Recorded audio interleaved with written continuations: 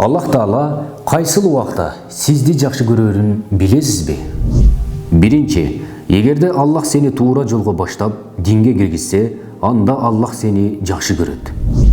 Ал эми экинчи, Аллах Таала эгерде сага машакат, көйгөй берсе, анда Аллах сени жакшы көрөт жана сенин дуа кылган үнүңдү угууну каалайт. Ал эми үчүнчү, эгерде Аллах Таала сага бул дүйнөдө ырыскыны аз берсе, анда Аллах сени жакшы көрөт жана акыретте көп берет. Төртүнчү, эгерде Аллах Таала сага ага ыраазы болууну берсе, анда Аллах сени жакшы көрөт жана сага ыраазы болот. Бешинчи, эгерде Аллах сага сабырдуулукту берсе, анда ал сени жакшы көрөт жана ийгиликке жетүүчүлөр менен бирге кылат. Алтынчы, эгерде Аллах Таала сага ыхластуулукту берсе, анда ал сени жакшы көрөт жана ыхластуулар менен бирге тирилтет.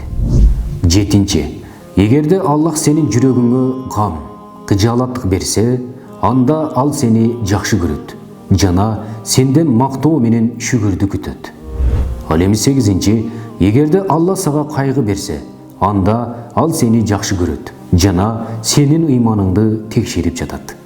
Ал эми тогузунчу, эгер Аллах Таала сага байлык берсе, анда ал сени жакшы көрөт жана сенден берешендикти күтөт.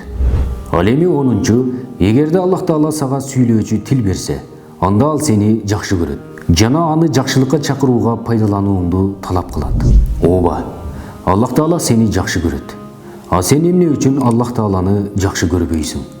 Аллах Таала сага өтө көп нерселерди берип жатат. Сен эмне үчүн анын сүйүүсүнө жооп бербейсиң?